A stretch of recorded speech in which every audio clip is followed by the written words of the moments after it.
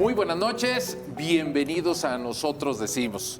Gracias por sintonizar Canal 10 Quiero TV. Soy su servidor Jonás y con el gusto de cada noche les digo gracias por sintonizarnos. Bienvenidos a este espacio. Es lunes, comenzamos la semana, aunque ya sea nochecito, mire, con mucha energía, porque hay temas y temas importantes para compartir con ustedes. Además, déjeme excusarme, no seré yo quien se los exponga, sino mis invitados. Y son de lujo todos ellos. Tienen conocimiento, puntual seguimiento a lo que vamos a abordar y además la agenda es interesante para todos ustedes. Estoy seguro de ello. Sea que nos estén viendo por las redes sociales, en la repetición de algunos de los segmentos del programa o en el programa completo, sea que nos estén viendo totalmente vivo a través de Canal 10 Quiero TV en el 10.1 de su televisión abierta. Voy a comenzar, para que a ustedes se les antoje, mencionándoles cuáles son los temas que abordamos esta noche. Primero, vamos a abordar el tema del anuncio de 50 mil millones de pesos que anuncia el presidente Andrés Manuel López Obrador para la Guardia Nacional. ¿Qué implicaciones tiene esto en materia de seguridad? Luego vamos a revisar también el llamado que hace la presidencia para no confrontarse con Estados Unidos, pero al mismo tiempo pues fundar una nueva OEA, Organización de Estados Americanos, eliminarla y tener una suerte, dijo el presidente, de Unión Europea, pero latinoamericana. Y para eso estará con nosotros un internacionalista que nos ha acompañado en varias ocasiones, el maestro Jorge Hernández. Adicionalmente, y en temas locales, vamos a revisar el asunto de las inundaciones, un fin de semana trágico, sobre todo para decenas de habitantes, pues si no centenares, en el municipio de Zapopan y Tlajomulco. Y adicionalmente vamos a revisar el anuncio del gobernador en términos, Enrique Alfaro, claro, en términos de que hay regreso a clases escalonadas. Todo esto está listo para comenzar y quiero saludar a quienes me acompañan en la mesa y a quien está en una sesión de Zoom esta noche para todos ustedes. Aquí a mi izquierda, el maestro Agustín Rentería, que es el secretario ejecutivo del Consejo Estatal de Seguridad. Maestro, bienvenido. ¿Qué tal, Jonás? Buenas noches y un saludo a tu auditorio. Maestro Vicente Viveros, bienvenido como siempre. Jonás, muchas gracias. Buenas noches a todos. Y a distancia, por la vía de Zoom, saludamos con mucho gusto al doctor Rubén Ortega. Él es doctor en Derecho, miembro del Observatorio de Seguridad de la Universidad de Guadalajara. Lo saludamos desde Ocotlán, donde imparte sus clases y donde tiene su espacio académico. Doctor, muy buenas noches. Bienvenido a nuestro espacio. Muchas gracias, Jonás. Compañeros, es un gusto compartir con ustedes esta charla. Bueno, pues comencemos rápidamente porque los minutos corren con una velocidad que va más allá de los 60 segundos por cada minuto. Empecemos, maestro Rentería, desde el Secretariado Ejecutivo, desde la Secretaría Ejecutiva de la Coordinación de Seguridad en el Estado, pues ¿cómo revisan esto que está anunciando el presidente? Y voy a presumir algo.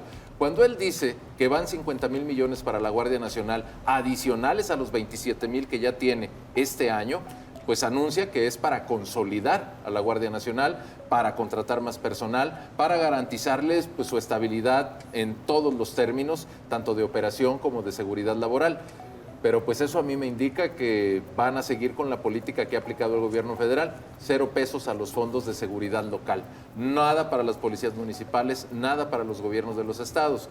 ¿Cómo lo revisan en el Consejo Estatal de Seguridad? Bueno, sin duda es un tema delicado. Este año, como bien apuntas, vivimos por primer ejercicio fiscal donde desaparece en todo el país para más de 250 municipios un fondo de 8,000 millones que era el subsidio denominado Fortaseg.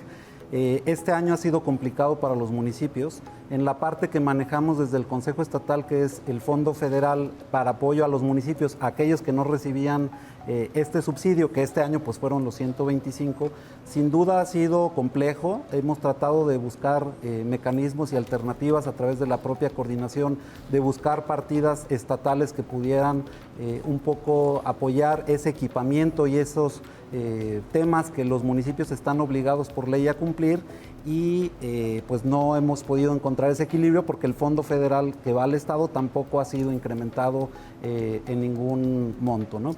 Sin duda, el proyecto Guardia Nacional siempre fue bien recibido aquí en Jalisco. El gobernador del estado, Enrique Alfaro, desde el primer día le dio precisamente todo el apoyo. Ellos buscaban terrenos para poder edificar sus bases. Creo que el estado de Jalisco, y no temo equivocarme, que fue el estado que primero cumplió con todas las expectativas para cada una de las maestro, ubicaciones. ¿cuántas bases tenemos? Bueno, actualmente se les ofrecieron 21 terrenos. No sé en esa parte qué avances han tenido en inauguración. Me queda claro que se han inaugurado más o menos como 5, que sí las tengo registradas en la memoria, pero pues finalmente corre a cargo de ellos ya la edificación y el plan estratégico de ir construyendo. Digamos, ¿no? que se les dio una buena recepción. Así es, totalmente. En las reuniones periódicas que son precisamente la Comisión Ejecutiva del Consejo Estatal de Seguridad, desde el primer día se le dio cabida a la Guardia Nacional, se le ha involucrado precisamente en todos los temas y operativos estratégicos que han buscado, como dijo el gobernador, buscar la paz en el Estado, bajar la incidencia delictiva en la parte, primero en la más sensible, que es la que pega al patrimonio de las personas, y sin duda pues también hemos apoyado todos sus requerimientos, ¿no? Déjeme preguntarle ahora, maestro Agustín Rentería, maestro Vicente Viveros, al doctor Rubén Ortega, que nos acompaña a distancia y que es miembro de este Observatorio de Seguridad de la Universidad de Guadalajara. Doctor, ¿usted cómo evalúa las cosas a distancia? Fíjese, nos acaba de decir aquí el maestro Rentería, 8,000 millones del Fortasec, que ya no están, 50,000 millones para la Guardia Nacional en 2022, más los 27,000 que ya operan en este 2021. Estaríamos hablando de más de 75,000 millones para la Guardia en un contexto de seguridad en el que, ya todos lo sabemos, hay un aumento de homicidios, hay un aumento de delitos del fuero federal. A lo mejor yo estoy muy alarmado, pero ustedes, los estudiosos, ¿qué observan sobre este tema? Muchas gracias. Bueno, primeramente, este tránsito de la Guardia Nacional o hacia la Guardia Nacional, que se nos dijo siempre por parte del Ejecutivo que iba a ser con un mando civil y luego no cumplió la palabra y se lo entrega prácticamente a mandos militares y lo conforma precisamente por militares. Luego, así de manera muy sintetizada, Tren Maya, Santa Lucía, el Gas Bienestar, Banco Bienestar, las aduanas a la Secretaría de Marina, pues estamos viendo una militarización total de los servicios en México por parte del presidente de la República, yendo en contra de todo lo que dijo en el inicio de su campaña, que volverían los militares a los cuarteles. Y si luego analizamos este hecho y que acaba de mencionar el presidente, de entregar 50,000 millones más lo que ya se estaba mencionando de 27,000 millones, que en números redondos se hablaba de 35,000 millones, estamos hablando de, para el año siguiente, para el 2022, de 85,000 millones de pesos, debilitando totalmente a las policías municipales con algo como lo que ya dijo el secretario ejecutivo a partir del Fortasec, que era algo que siempre se esperaba por parte de los municipios para precisamente fortalecer, ¿no? La seguridad pública en su municipio. Hoy se ven sin estos medios, sin este recurso, que seguramente les hará mucha falta a los municipios y sobre todo a los municipios que menos tienen presupuesto. Doctor. El proceso hacia esta militarización es una clara causa que da escalofríos, porque yo preferiría que mis alumnos pues estuvieran alejados y que no se les acercaran los ladrones, los malosos, pero también que tampoco se les arrimen los militares. Doctor Rubén Ortega, déjeme preguntarle, porque pareciera que es muy obvio. Todos entramos en alarma con la militarización. ¿Qué es la militarización? Es darle el mando de la Guardia Nacional, en este caso, a la Secretaría de la Defensa Nacional.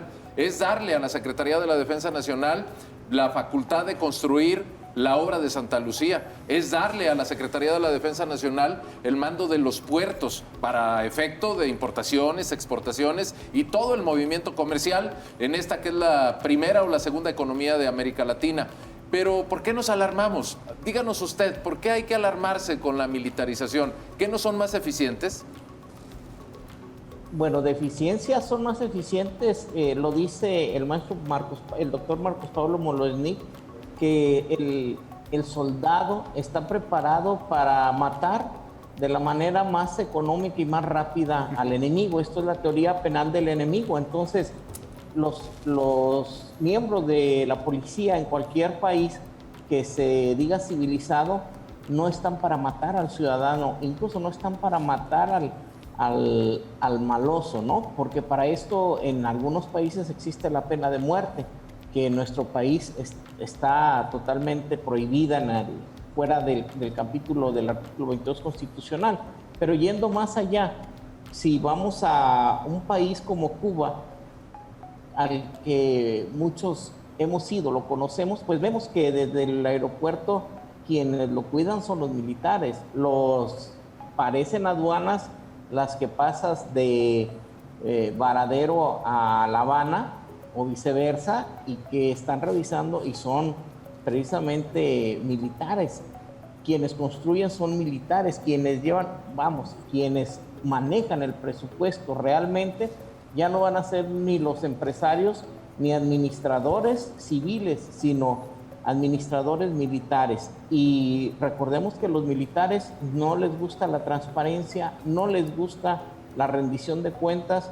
Por ello tenemos asuntos como Acteal, asuntos como el 68, asuntos en donde la milicia ha dejado mucho que desear en México. Y recordemos, dimos un paso hacia ser un país que lo dirijan precisamente los civiles a través de las elecciones democráticamente guiadas, ordenadas, etcétera, que fuera de aquellas dudosas, tenemos una democracia más o menos en la que nos podemos estar desarrollando y en la que no debemos de darle ni otorgarle este poderío a la milicia. La milicia está preparada para defender la soberanía nacional, y la soberanía o seguridad nacional, esto tiene que ver con otros países. Aquí no estamos enfrentando a otros países, se está enfrentando a un crimen, a una criminalidad organizada, eso sí es cierto, pero frente a una desorganizada seguridad estatal, municipal y federal, porque dado los egos no llegan a acuerdos, no se coordinan en sus funciones, y tenemos la clara muestra en la Policía Metropolitana, que no ha dado ningún resultado en la zona metropolitana de Guadalajara. Doctor Rubén Ortega, vamos a hacer una pausa. Dirigida por un militar. Sí, permítame usted, hacemos una pausa, sigo aquí con el maestro Agustín Rentería, secretario ejecutivo del Consejo Estatal de Seguridad, con el maestro Vicente Viveros, no le he dado la palabra, permítame por favor, maestro, y también con el doctor Rubén Ortega. Nada más que tengo que hacer una pausa, quisiera cerrar este bloque pues con una clara idea de la que nos brinden nuestros invitados de hacia dónde nos dirigimos, porque sus posturas pues ya quedaron más o menos claras. Volvemos rápidamente.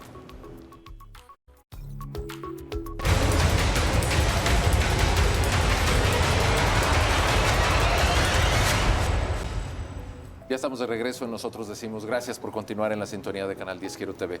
Maestro Vicente Viveros, haciéndole la pausa al doctor Rubén Ortega desde Ocotlán, aquí al maestro Agustín Rentería.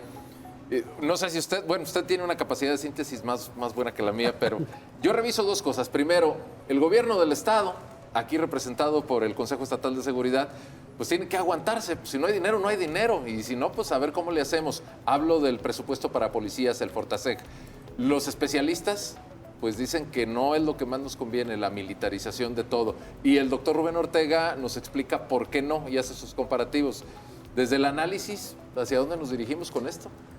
Bueno, yo creo que el presidente avienta su resto en lo que se planteó como gobierno y lejos de hacer un viraje a la política de seguridad, la pretende reforzar en el segundo periodo de gobierno. Pero para que quienes nos ven y nos escuchan entiendan la magnitud del asunto, 50,000 millones de pesos frente a un subejercicio publicado por el periódico El Economista el 1 de julio por el reportero Marco Mares. En salud tenemos un subejercicio este año de 42,000 millones de pesos. Y ahí tenemos las batallas para atender el tema de oncológicos, nada más por poner un solo ejemplo, un botón de muestra. Un subejercicio de 42,000 millones de pesos frente a un incremento de 50,000 millones de pesos a la Guardia Nacional, que al Estado le da gripa, a mi queridísimo amigo Agustín Rentería, pero a los municipios les da pulmonía, porque no hay recursos con los cuales enfrentar el gran reto establecido en el 115 constitucional.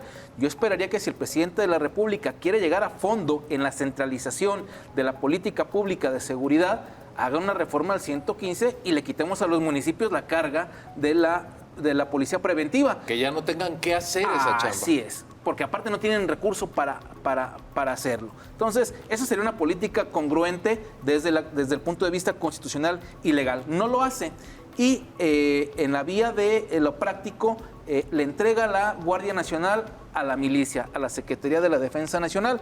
El doctor Rubén bien nos menciona de que, por ejemplo, en Cuba, el ejército se dedica a todas estas tareas. Sí, nada más hablamos de la calidad de la democracia de la República de Cuba frente a, con tanto trabajo que nos ha costado a este país construir nuestra ruta democrática. Ya pisando callos, maestro Vives. Es que es más de las dictaduras que de esquemas de democracia plena. El presidente nos vende que al pasarle la Guardia Nacional al ejército, si no me equivoco es declaración del día de hoy, es símil de evitar la corrupción. Sí, su declaración textual, y perdón que lo interrumpa, es: vamos a evitar que se pudra como la Policía Federal. Textual, es lo que dice el presidente. Por eso le pasamos la Guardia Nacional a la Secretaría de la Defensa Nacional. Bueno, seguramente el presidente no recuerda el tema del general Cienfuegos, nada más por poner el caso más reciente. O de los cientos de casos documentados que tenemos en la historia reciente de este país, de los abusos de los militares en contra de la población civil cuando se dedican a hacer ejercicios de policía y no de seguridad nacional frente a alguna amenaza del extranjero. Pero lo peor del caso políticamente es el engaño más grande. El presidente de la República dio un viraje de 180 grados de candidato, diciendo que iba a sacar al ejército de la calle frente a lo que nos presenta en estos últimos años, y particularmente el día de hoy, cuando nos dice que le va a entregar de manera legal a proponer la reforma al Congreso de la Unión para entregarle de manera plena a los militares el ejercicio de la seguridad pública. En este ejercicio centralizador, y no va a cambiar, el presidente juega su resto a esta política. Y yo lo dije aquí hace 1 o 2 semanas, el incremento de los niveles criminales, de incidencia criminal en el país, es proporcional al nivel de militarización que lleva el país. Y con esto no estoy acusando a nadie, simplemente digo que parece que van por carriles paralelos y no se cruzan, tarea que en buena medida hacen como pueden, con todos los defectos que podamos contar, que también son muchos, las policías municipales y las policías estatales. Pero al día de hoy, el modelo de Guardia Nacional no resuelve ni aminora el tema de los índices delictivos desde Mexicali hasta San Cristóbal en Chiapas. Maestro Agustín Rentería, seguimos en contacto con el doctor Rubén Ortega, pero déjeme preguntarle a usted como representante del gobierno del Estado, pues a ustedes les toca el trabajo, a alguien hay que consultarle, con alguien hay que acercarse cuando menos a tratar de saber. ¿No es lo mismo Guadalajara o Zapopan, donde están 2 de las policías municipales más grandes del país, donde hay municipios con presupuestos de miles de millones de pesos al año, que hablar, por ejemplo, no sé, de otros 100 municipios de Jalisco? Se me ocurre en este momento Tizapán el Alto, donde la semana pasada se desbordó un río. Se me ocurre Mezquitic, que es uno de los municipios con más pobreza de todo el país, donde a lo mejor su policía municipal no pasa de una decena de elementos, donde obvio no hay presupuesto, no hay equipamiento y no se van a enfrentar al crimen organizado. ¿Qué va a hacer Jalisco? Bueno, sin duda, creo que parte de lo que planteaba Vicente y el doctor Ortega tiene que ver con un modelo de una institución que van haciendo en este periodo del presidente de la República, que sin duda tiene que irse midiendo también en su tema de avances. Creo que hacías una buena comparativa tú también, Jonás, en los estados de fuerza. La Guardia Nacional, la presencia que tiene en Jalisco, pues es a lo mejor un poquito más elevada que un 9,000 elementos, ¿no? No, aquí tiene más o menos como 3,500. Digo, Guadalajara o Zapopan andan rondando los 3,000. Entonces, digo, de una manera son corporaciones similares, nada más uno cubre una población mucho mayor que la otra en el resto del estado, ¿no? Es decir, la presencia del modelo de Guardia Nacional sin duda es loable que se refuercen, sin embargo sí no hay que dejar abajo a los municipios, aún aquellos que tienen menos de 10 elementos, digo, los ciudadanos de ese municipio requieren los mismos tipos de seguridad. El gobierno del estado se ha preocupado precisamente por buscar su mejor equipamiento, que tengan capacitación Teníamos una deuda histórica en el Estado, que en el interior del Estado no había formación inicial para los policías. Actualmente llevamos casi 1,800 policías capacitados con formación inicial, con miras a cumplir también una disposición legal que es el certificado único policial, que obligaba desde el 2016 en todos los municipios del país a obtener esta certificación. Y que tiene un costo. Tiene un costo, lo hemos sufragado a partir del Consejo Estatal, pero sin duda más que nada es la voluntad también, ¿no?, de la Federación. Si bien por una cuestión de reforzar el modelo Guardia Nacional le destina recursos, bueno, creo que a los municipios, independientemente de desaparecer a lo mejor el subsidio, Fortasec tenía canales para poder apoyar a los 125 municipios en el caso de Jalisco, o a todos los del país, a los más de 2,600 municipios en el país, con el subsidio, la partida presupuestal, lo que antes era el ramo 33, que incluso se les quiere imponer un tema de dedicar el 50% de esa partida para las policías municipales, ¿no? Cuando de esa partida pues generan todo lo que era temas de seguridad, háblese de alumbrado público, háblese de jardines, o parques y jardines, háblese de calles, es decir, era una partida con la cual el municipio sufragaba muchos gastos que de manera indirecta iban relacionadas con seguridad. Ahora quiere establecerle un tema obligatorio del 50% de ese recurso a la policía, sin incrementarles un peso. Entonces yo creo que aquí es donde tenemos que evaluar sin duda el tema de qué tan equitativo es descobijar un modelo de Guardia Nacional, pero tampoco dejar abajo a los municipios. Sí, ciertamente este no es un espacio para pegarle a la Guardia Nacional. ¿Sí? No estamos en contra de la Guardia. Pero pues evaluar a estas alturas, pues es una decisión tomada. Sí, no, digo, el modelo del Consejo Nacional de Seguridad, que es el símil del Consejo Estatal, el gobernador Enrique Alfaro siempre ha buscado precisamente que se dé más atención a este tema del Fondo Federal, ya sea para municipios, ya sea para el Estado, para poder apoyar a otros municipios, sin duda bajo los esquemas o los programas prioritarios que se acuerdan también en el Consejo Nacional, sin duda pues es algo que como Estado seguiremos tratando de impulsar en la agenda del Consejo Nacional. Cuando menos van a levantar la mano. Pues no, de hecho, digo, el gobernador siempre ha tenido una postura, a lo mejor no siempre a favor, pero con argumentos, ¿no? En este caso, pues era lo que hablábamos. Si tiene 125 municipios a los cuales ya no existe una partida exclusiva para apoyar o reforzar el tema de seguridad, pues sí buscar modelos un poco mixtos, ¿no?, en ese tema. Déjenme conducirme con el doctor Rubén Ortega, que, insisto, está por la vía de Zoom desde Ocotlán. Doctor, sigue con nosotros. Claro, aquí estamos a la orden. Doctor, el tiempo se nos va rapidísimo, doctor. Quiero preguntarle, pues bueno, le insisto como al maestro aquí Rentería, el presidente ya tomó su decisión. No es un tema de que a ver qué dicen, ni va a hacer consulta pública sobre ese tema. Simple y sencillamente dispuso qué es lo que se va a hacer y punto, porque es su facultad. ¿Hay alguna reforma desde la perspectiva jurídica? ¿Qué pueden sugerir los académicos? Digo, al menos podemos tener elementos de la Guardia Nacional como policía de proximidad. ¿Van a sustituir a las policías municipales? Porque literal en una buena parte del territorio nacional no existen las policías municipales. ¿Qué es lo que ustedes ven en las aulas?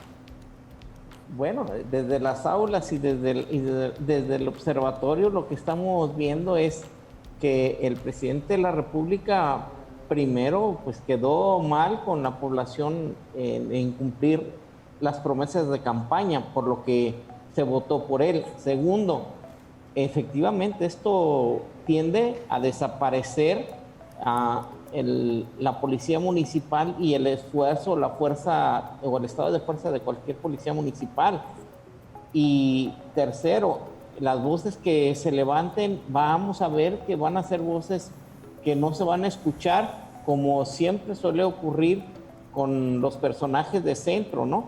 Que evaden responsabilidad, evaden culpas. Él menciona que en la cuestión que le corresponde nos da cifras alegres, y también el gobernador nos da cifras alegres diciendo que no le cuenten los homicidios. Entonces, estamos en una encrucijada entre ambos personajes que están dándole a la seguridad pública un tono del cual no debiera de tomarse. Deberían de tomarse ya decisiones muy claras, como el caso de Jalisco, en la fiscalía, en la impunidad que reina, en la en la corrupción, un fiscal anticorrupción que nos ha dado 0% de resultados, un 0% de sentencias. Igual el presidente de la República en la toma de estas decisiones está diciéndonos que el municipio no le interesa, solo le interesa sus grandes proyectos, que al final de cuentas pues ya no sabemos si son económicos. Y coincidiendo con Vicente Viveros, por eso puse el ejemplo de Cuba, porque en Cuba no es la democracia que pudiera en un momento determinado nadie presumir, y por ello le dije, desde la entrada encontramos a los militares a cargo de todo. Entonces, esto que hacia donde nos está llevando un señor que está incluso engañándonos, pidiendo si se aplica o no la ley a través de una consulta en la que se está gastando el dinero que no es necesario, a través de una organización que no es necesaria desgastarla, y que él sabe que va a ser muy difícil que salgan 40 millones de personas, 37 millones y tantos, a votar por un sí o por un no. Otro engaño más, porque si a las votaciones le salieron nada más la mitad de los votantes aproximadamente de los que votaron por él en la elección pasada, pues entonces eso también nos está mostrando ya un debilitamiento del presidente de la República, pero también lo está fortaleciendo con el músculo militar, algo a lo que siempre nosotros, desde jóvenes, desde viejos, desde académicos, desde abogados, hemos insistido en que no se debe de militarizar las decisiones ni las instituciones en nuestro país, mucho menos la seguridad pública, y como hoy está ocurriendo, las partes interesantes. Y al hablar de corrupción, imaginemos el día que se pudra Sedena. Ya tuvimos a Gutiérrez Rebollo, que murió en la cárcel, está el capitán Montenegro detenido todavía, y así pudiéramos hablar de un sinnúmero de militares que se han visto envueltos en la esfera de la corrupción. Sí, por doctor, ello, como académico, creo que aquí lo más prudente es que no vayamos a la militarización. Sí. Le agradecemos mucho, doctor. Yo quisiera seguir charlando con usted, igual que con Vicente, con el maestro Rentería, pero el reloj nos atropella y tiene unas llantas muy potentes. Doctor, le agradecemos mucho. Espero que pronto nos visite por aquí en Canal 10. Muy amable por el tiempo que nos concedió. Con todo gusto, saludos. Gracias. Maestro Agustín Rentería, muchas gracias también por su presencia. Maestro Vicente Viveros, usted se queda con nosotros. Invitamos al maestro Rentería, pero antes hacemos una pausa. Quédese porque ahora vamos con el tema internacional. No todo es policía municipal. Vamos a ver si México logra hacer una unión europea a la latinoamericana, o una unión latinoamericana a la europea. O si se trata nada más de una frase dominical. Ya volvemos.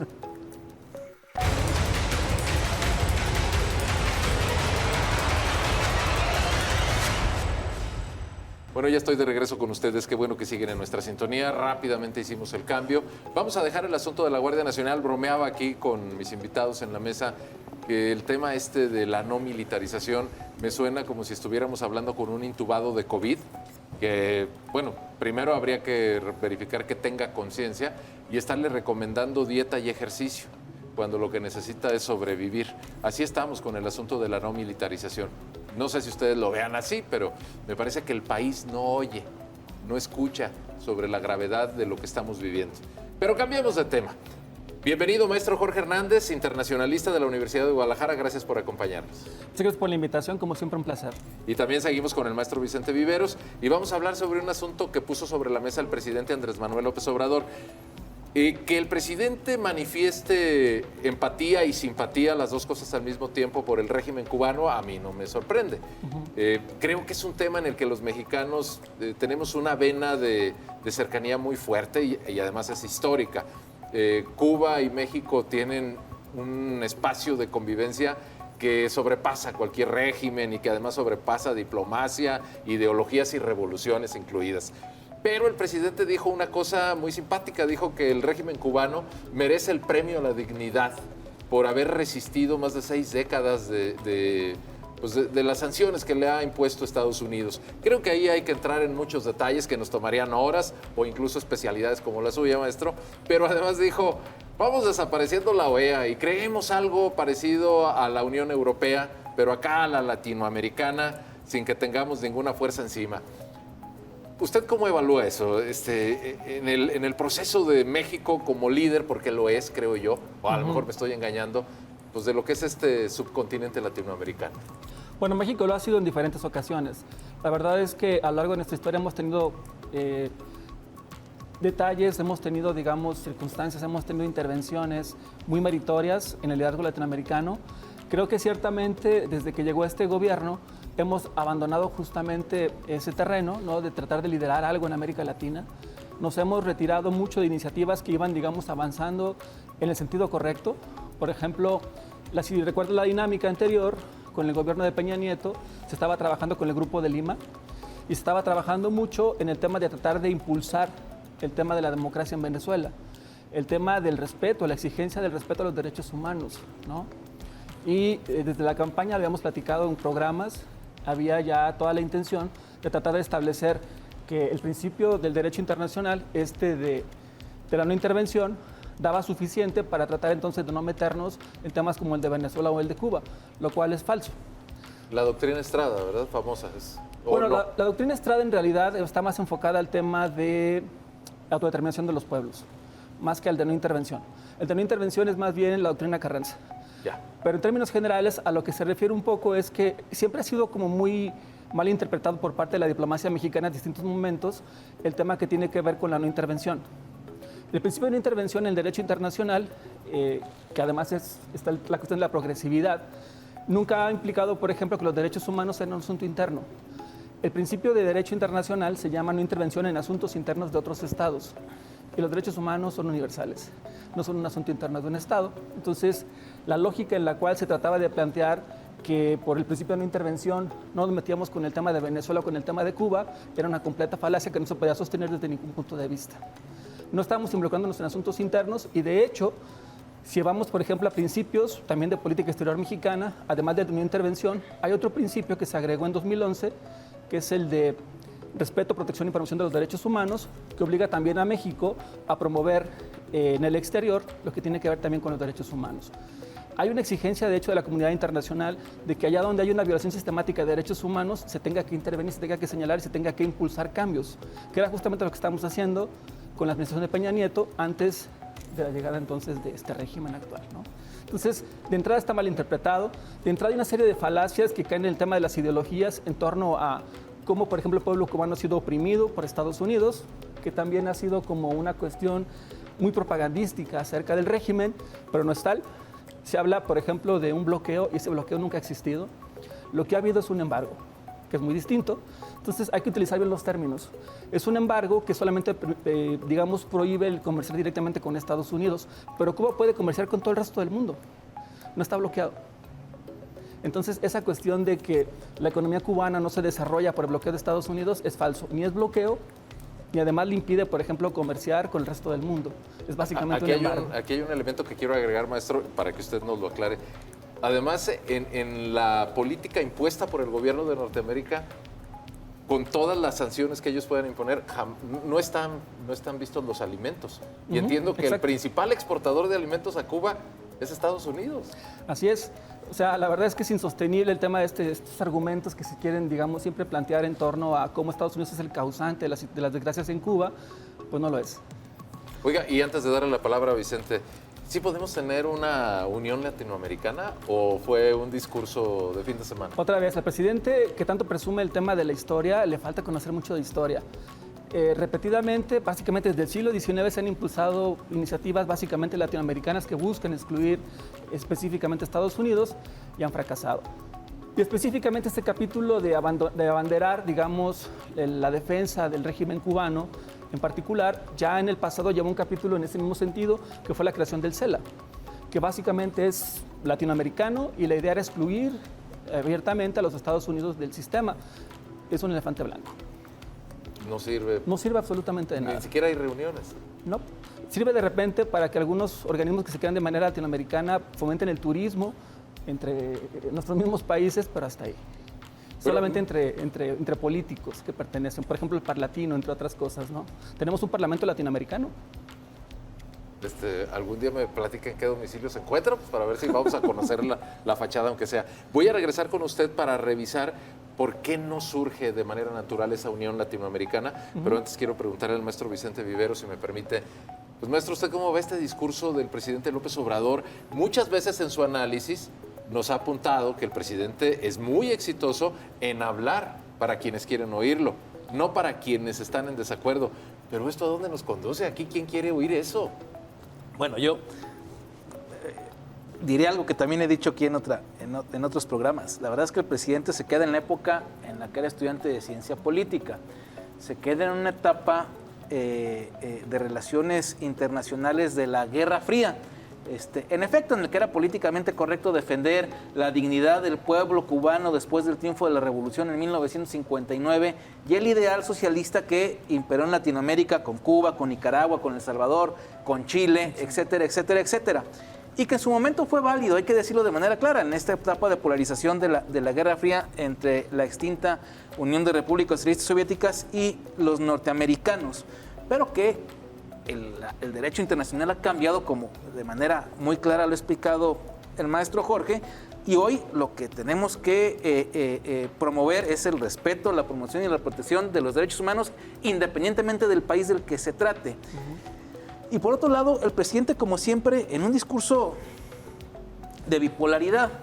Por un lado, sale en la semana pasada a defender la dignidad del pueblo cubano ante el bloqueo económico y sobre todo no hemos dicho algo, porque hubo protestas de cubanos. Por supuesto. Sí, porque no hubo una invasión. Eran cubanos que estaban ahí protestando.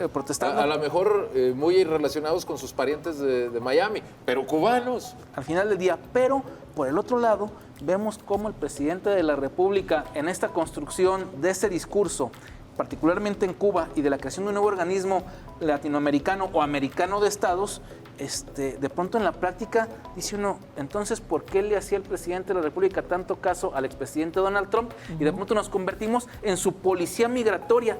Perdón, eso fue lo que fuimos los últimos 2 años, la policía migratoria de los norteamericanos, en una violación flagrante a nuestra soberanía y capacidad de autodeterminación. Fuimos la policía de un segundo país, de un tercer país, y le hacemos el trabajo sucio, y Donald Trump lo recalcaba en cada discurso que podía todos los días de la semana. Lo usó en campaña. Lo usó en campaña y le agradecía todos los días de campaña al presidente Andrés Manuel López Obrador. Le hizo la visita en campaña para también engrandecerlo, fortalecerlo. De regreso, el presidente López Obrador fue a la campaña, a interferir a la campaña. Y la Guardia Nacional de la que estábamos hablando hace rato, se inaugura justamente con la represión, estableciéndolo en la frontera sur y en la frontera norte. Y todos vimos las escenas Exactamente. de cómo deteníamos y agredíamos a los ciudadanos centroamericanos para que no pasaran. Entonces hay un doble discurso. Por un lado, el que le gusta escuchar a los fans del presidente de la dignidad latinoamericana y de un ideal ahí bolivariano, socialista,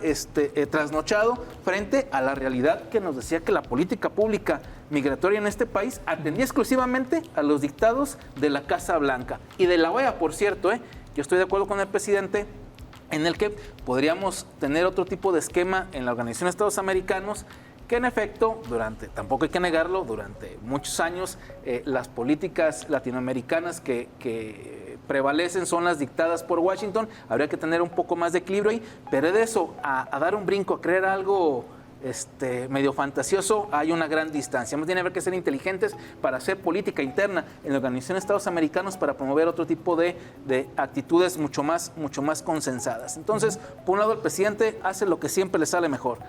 Le habla claramente a quien le quiere hablar y a quien lo quiere escuchar, y en la realidad aplica una política pública diferente. Y lo hemos visto en diferentes aspectos de la política nacional del gobierno federal. Tengo que hacer una pausa, si me permiten, Vicente, Jorge. Regresamos rápidamente con ellos. Esto es Nosotros Decimos. Hay todavía muchas cosas que desentrañar. Aunque el tiempo no nos alcance, pero hacemos el intento.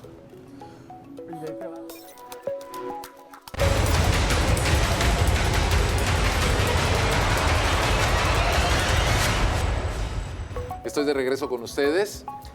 Gracias por seguir con nosotros. Estoy de regreso. Me acompañan Vicente Viveros, analista político, y también el maestro Jorge Hernández, internacionalista. Y yo quiero plantearles un tema. Quiero recuperar un poquito más del discurso del presidente Andrés Manuel López Obrador. Digo, en justicia de recuperar todo, de rememorar lo que dijo en Veracruz. Dijo, sería un error confrontarse con Estados Unidos. Bueno, siendo un hombre pragmático y que es muy inteligente, creo que lo dice bien. Pero también señaló que es importante que se conozca que México no es una colonia, no es el patio trasero de Estados Unidos, como lo dice el sentido común y como nos lo ha mostrado la historia en diferentes ocasiones. Yo no soy defensor de los gringos, pero les quiero preguntar a ambos. ¿Podemos de veras desligarnos de Estados Unidos cuando México y Norteamérica comparten la frontera más grande del mundo, la que tiene más cruces migratorios, la que comparte más operaciones comerciales? Y sobre todo, y eso iba con usted, maestro Jorge Hernández, en este afán de distinguirnos de Estados Unidos, pues, ¿dónde podemos encontrar esa comunicación con América Latina si somos el primer socio comercial de Estados Unidos de América? Sí, y si además, digamos, en nuestra historia reciente, hemos sido los grandes precursores de las iniciativas también de integración norteamericana. Por ejemplo, en su momento, cuando se promovía el Área de Libre Comercio de las Américas, el bloque, por ejemplo, liderado por Brasil, como cabeza del Mercosur, combatía el tema del ALCA. Había también un grupo de países, los de la iniciativa ALBA, ¿no? Los que tenían alineación con Venezuela, que también combatían lo mismo, y el gran promotor de la iniciativa era México. Entonces, es muy complicado y es un tema, digamos, también de pragmatismo, es una cuestión también de acuerdos que se tienen en otro tipo de áreas, ¿no? De defender este tipo de iniciativas. No hay margen, digamos, para todo esto. Y la idea esta de no confrontarnos, pues ya nos confrontamos. Prácticamente esta administración, desde que llegó Joe Biden, ha estado constantemente en desacuerdo. Se la llevaba muy bien con Donald Trump, pero con Joe Biden ha habido un claro enfrentamiento. Y uno de los más claros, que además tiene importancia notable sobre el tema de seguridad pública, que se estaba hablando hace un rato, es el tema de la modificación a la Ley de Seguridad Nacional, ¿no? Que ata también de manos nuevamente a los actores subnacionales para tener comunicación y cooperación directa con agentes de otros gobiernos, entiéndase básicamente Estados Unidos. Que entonces busca establecer dos cosas. Uno, rendición de cuentas, dicen ellos, de lo que hacen los agentes extranjeros en México, pidiéndoles informes, reportes sobre lo que se hace. Y dos, una gran atadura de manos también de lo que pueden hacer las autoridades de nivel subnacional, llámese estatales o municipales, en su colaboración que tienen con otro tipo de gobiernos, con otro tipo de agentes, llámese básicamente Estados Unidos, que ha obstaculizado de manera impresionante el tema de la cooperación de los avances. No solamente se ha de alguna manera dinamitado el tema de la cooperación y el apoyo que se tiene con los municipios, también las capacidades que tienen de gestión por su propia cuenta los propios estados se ha minado con el tema de los amarres que se hacen con estas leyes. Bueno, aquí para entendimiento sobre todo de nuestros televidentes, recuerdo, maestro Jorge Hernández, y quiero citarlo porque entiendo que a eso se refiere y si no, corríjame. Por ejemplo, recuerdo que nos decían hace algunos años, hay un convenio de la Policía Municipal de Guadalajara para tomar capacitación con agentes israelíes. Y eso lo hacía el municipio. Podía tener un acuerdo con un gobierno extranjero, en este caso el de Israel. Oigan, capacítenme a mis policías en X o Z técnicas. Y tienen totalmente facultades. Pero ahora dice que eso se está limitando. Ahí te va. En el 92 se modificó la ley de selección de tratados y estableció una figura que básicamente formalizó algo que ya existía. Son los acuerdos interinstitucionales que pueden celebrar los gobiernos no centrales. Y entonces, por esa vía, pueden hacer paradiplomacia. Entonces, esa era la vía justamente que se estaba tomando con autoridades subnacionales con estos tipos de temas, ¿no? Pero la actual legislación lo que establece es que, por ejemplo, tú no puedes tener contacto con agentes de otro país para temas que tengan que ver con seguridad si no hay como una intervención directa del gobierno federal. Entonces, bueno, y que además estos informes que deben rendir los sí, agentes, pues informan lo que quieran, ¿no? Digo, ya sabemos que es la práctica. La ley establece, por ejemplo, que tú no puedes tener ningún tipo de comunicación, ni siquiera telefónica, ni por mensaje, ni por fax, ni por correo electrónico, etcétera, sin que antes avises tú de manera centralizada a un comité de alto nivel, a nivel federal, que te autoriza tener esa comunicación. Y en esa comunicación tienen que intervenir además relaciones exteriores. Es una cosa totalmente ridícula, que no deja, por ejemplo, que funcionen pues las agencias de seguridad. No importa la estructura que tú tengas a nivel estatal o a nivel municipal, si tú tienes esas trabas, básicamente lo que haces es que dejas de lado la cooperación con otros gobiernos, porque hacerlo es casi tener un pie en el bote. Bueno, maestro Vicente Vivero, sé que usted tiene un argumento, pero también le quiero pedir que nos hable de Marcelo Ebrard Casaubon. Digo, estamos hablando de todo el asunto de relaciones exteriores y el señor comprando vacunas. no solamente comprando vacunas, sino opacando las compras de vacunas. La Suprema Corte de Justicia de la Nación le acaba de aceptar un recurso al consejero jurídico de la presidencia, Julio Scherer, para no dar a conocer cuánto nos cuestan las vacunas compradas a través de la Secretaría de Relaciones Exteriores, lo cual es una barbaridad. Pero en ese tema. No, y otra, espérame. También en su momento a Ebrard se le dieron facultades que no tiene en materia constitucional, que es el tema, por ejemplo, de hacerlo coordinador migratorio, porque la migración es un tema De gobernación. Así, de ese tamaño.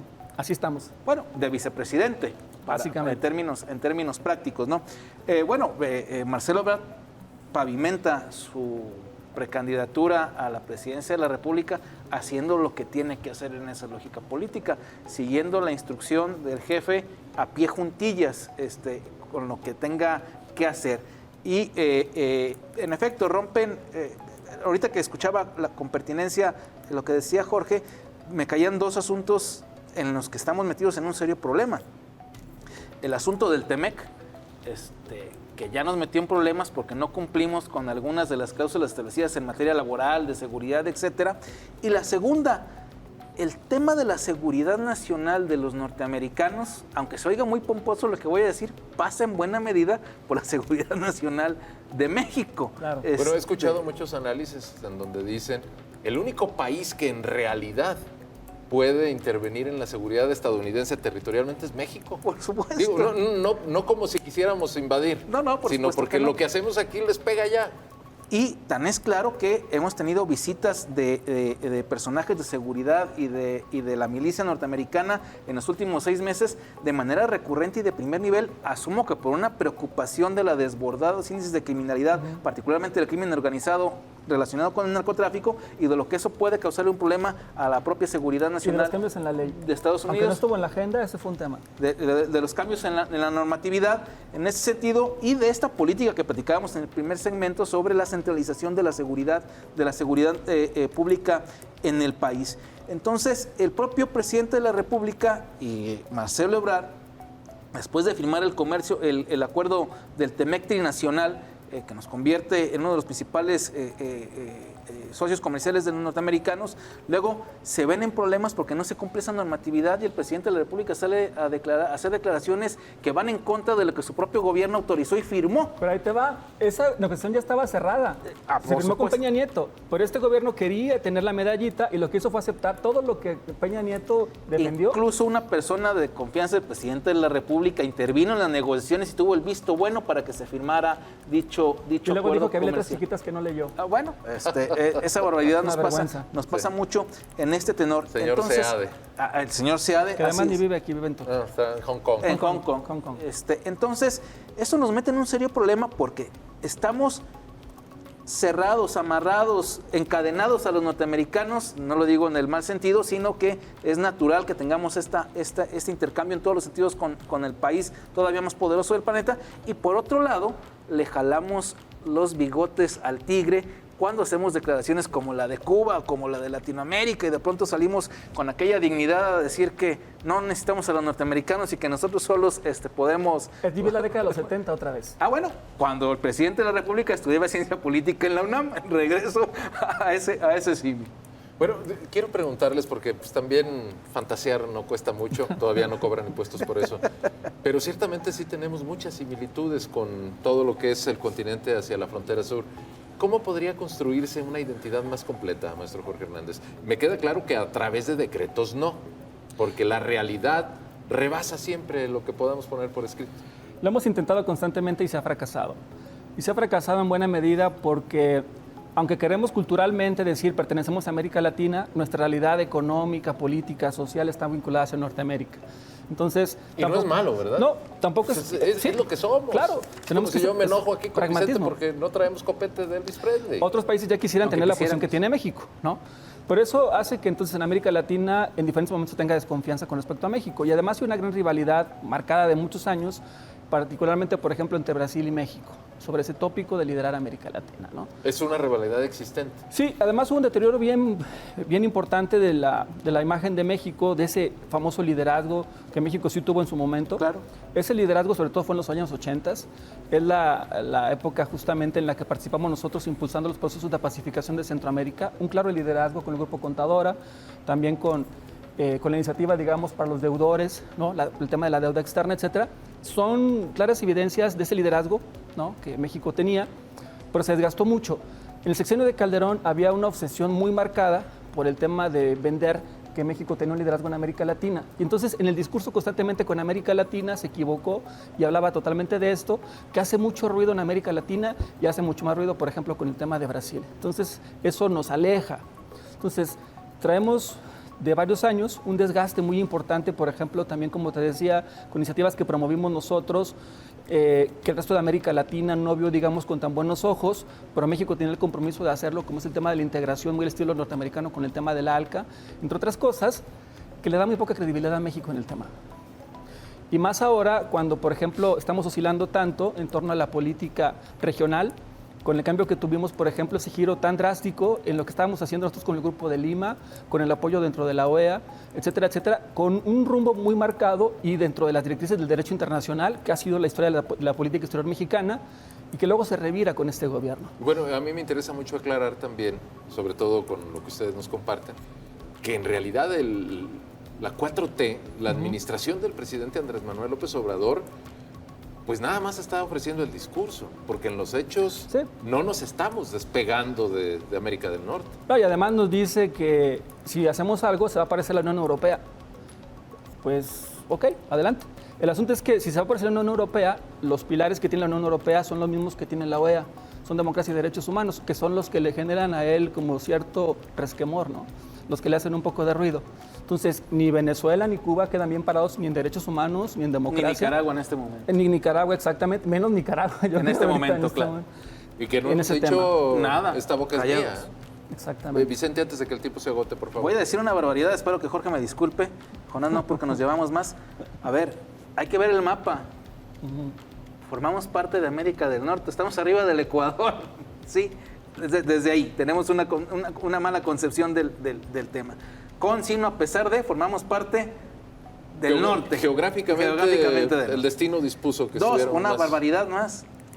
Es tan difícil la integración latinoamericana que ni siquiera nos aceptan en la Copa América.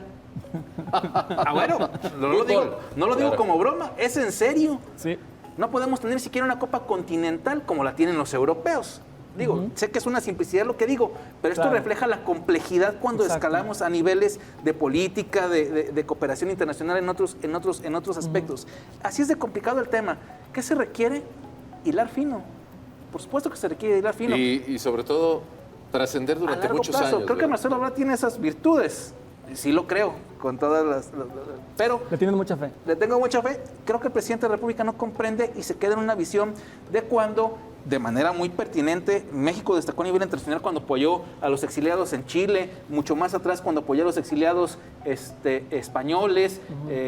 Ya hace casi un siglo. Casi un siglo. Los centroamericanos A también. los centroamericanos cuando las dictaduras. Es una parte destacable de la política exterior de este país en ese momento en específico. Hoy la realidad es otra. Esa ya quedó atrás y tuvimos un momento de gloria como en el cine mexicano. Lo tuvimos en ese momento. Hoy es mucho más compleja la relación internacional y creo que esa parte el presidente de la República no la comprende porque se queda en esa época anterior. Perdón que corte aquí el diálogo. Sé que hay muchas cosas más que abordar, pero no es mi culpa. Es la culpa de Cronos. Nos vamos a despedir, maestro Jorge Hernández, maestro Vicente Viveros. Gracias a todos ustedes.